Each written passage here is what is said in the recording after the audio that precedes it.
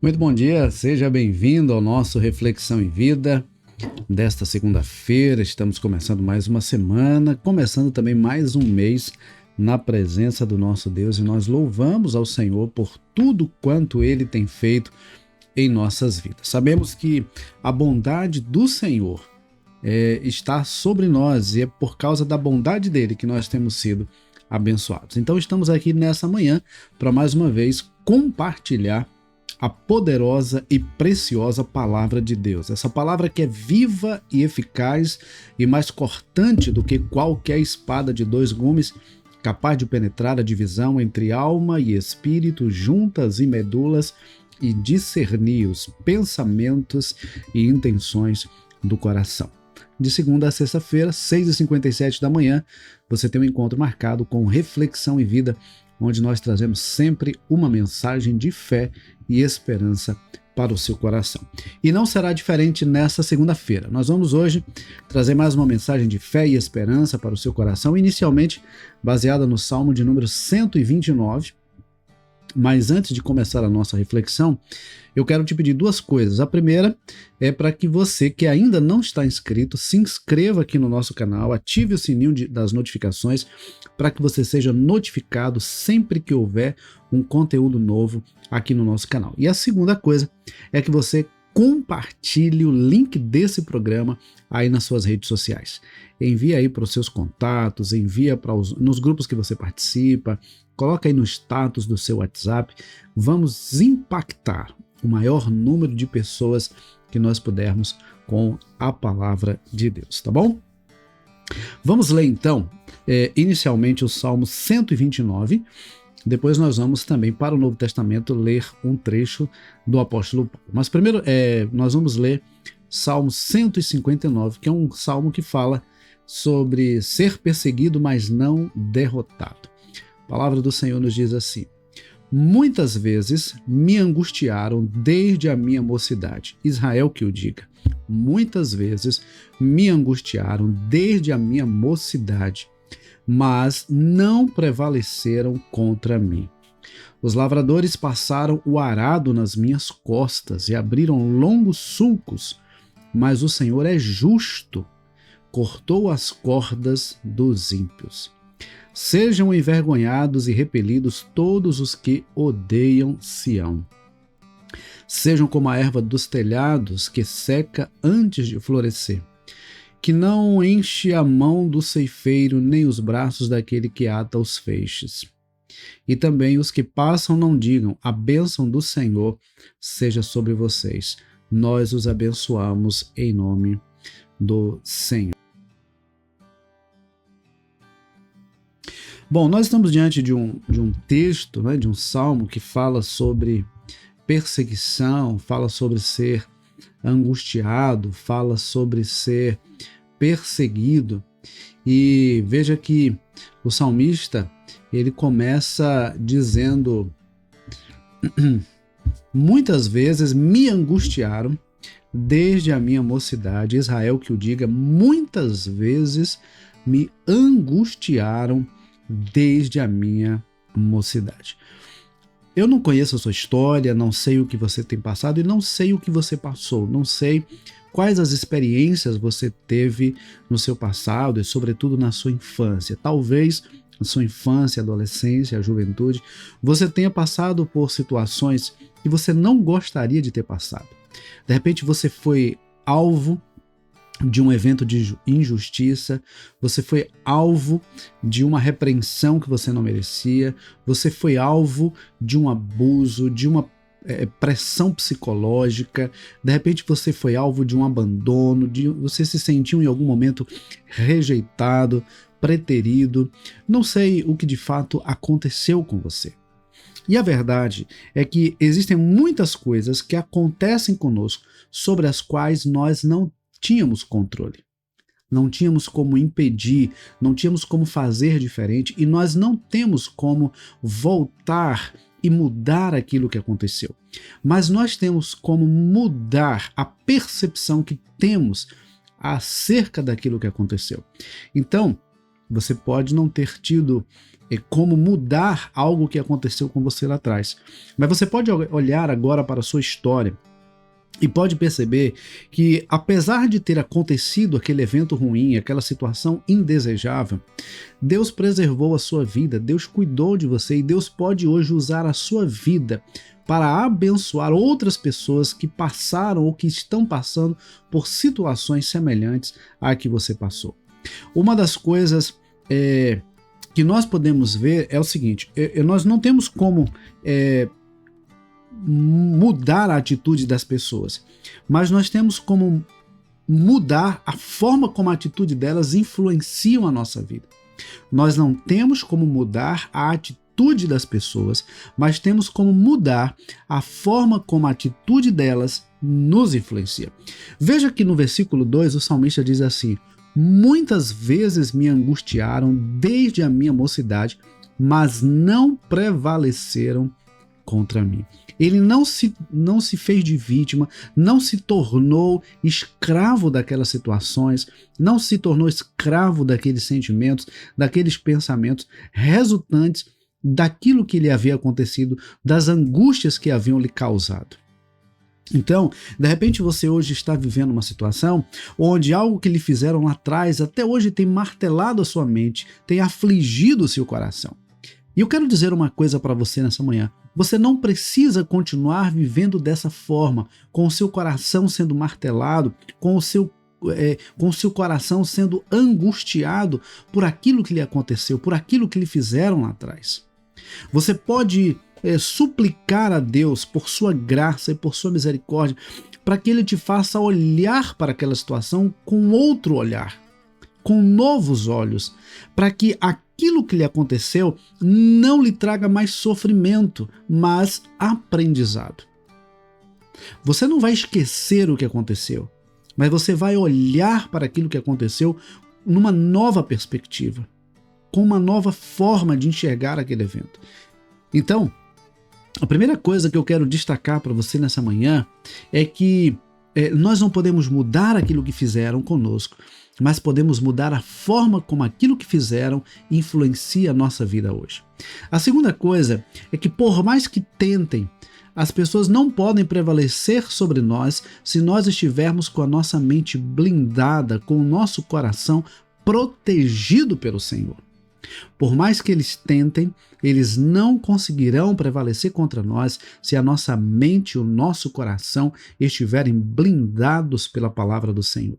E a terceira coisa é nunca nos esquecermos de que o Senhor é justo e faz justiça. Versículo de número 4 diz: mas o Senhor é justo, cortou as cordas dos ímpios. Deus vê tudo o que acontece conosco, até mesmo aquilo que nós não vemos, até mesmo aquilo que as pessoas falam a nosso respeito que nós não ouvimos, até mesmo aquilo que as pessoas tramam contra nós e nós não sabemos. Deus vê todas as coisas. E Deus é justo e no tempo certo Ele fará justiça. Não adianta, nem precisa nos inquietarmos, nos angustiarmos, nós podemos deixar todas as coisas nas mãos daquele que é o justo juiz, que é o Deus Todo-Poderoso. E aqui eu quero agora então te convidar a ler o texto de 2 Coríntios capítulo 4. 2 Coríntios capítulo de número 4, olha que texto precioso esse texto da palavra de Deus. 2 Coríntios capítulo de número 4, o apóstolo Paulo nos diz assim: por isso, tendo esse ministério, segundo a misericórdia que nos foi dada, não desanimamos. Pelo contrário, rejeitamos as coisas ocultas que trazem vergonha, não agindo com astúcia nem adulterando a palavra de Deus. E assim, pela manifestação da verdade, nos recomendamos à consciência de todos na presença de Deus. Mas se o nosso evangelho ainda está encoberto, é para os que se perdem que ele está encoberto, nos quais o Deus deste século cegou o entendimento dos descrentes, para que não lhes resplandeça a luz do evangelho da glória de Cristo, o qual é a imagem de Deus. Porque não pregamos a nós mesmos, mas a Jesus Cristo como Senhor, e a nós mesmos como servos de vocês por causa de Jesus. Porque Deus disse: das trevas resplandeça a luz. Ele mesmo resplandeceu em nosso coração para a iluminação do conhecimento da glória de Deus na face de Jesus Cristo. Agora observe a partir do versículo 7. Temos, porém, este tesouro em vasos de barro, para que se veja que a excelência do poder provém de Deus, não de nós. Em tudo somos atribulados, porém não angustiados. Ficamos perplexos, porém não desanimamos. Somos perseguidos, porém não abandonados. Somos derrubados, porém não destruídos. Levamos sempre no corpo o morrer de Jesus, para que também a vida dele se manifeste em nosso corpo. Porque nós, que vivemos, somos sempre entregues à morte por causa de Jesus, para que também a vida de Jesus se manifeste em nossa carne mortal. De modo que em nós opera a morte, mas em vocês a vida. Tendo, porém, o mesmo espírito de fé, como está escrito: eu criei, por isso falei. Também nós cremos e por isso também falamos. Sabemos que aquele que ressuscitou o Senhor Jesus também nos ressuscitará com Jesus e nos apresentará juntamente com vocês. Por isso, tudo que é para o bem de vocês, para que a graça, multiplicando, se torne abundantes as ações de graças por meio de muitos, para a glória de Deus. Por isso, não desanimamos. Pelo contrário, mesmo que nosso ser exterior se desgaste, o nosso ser interior se renova dia a dia.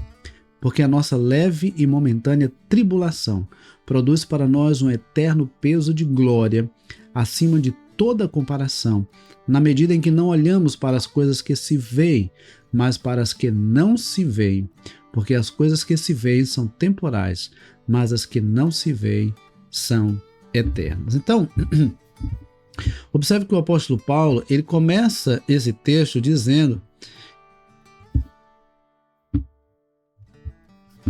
que nós devemos rejeitar tudo aquilo que não agrada ao Senhor. Nós não devemos agir com astúcia, não devemos adulterar a palavra, mas devemos pregar a verdade do Evangelho. Até porque o Deus desse século cegou o entendimento das pessoas e nós precisamos pregar a verdade para que essas pessoas tenham o seu entendimento iluminado pelo conhecimento da glória de Deus em Cristo Jesus.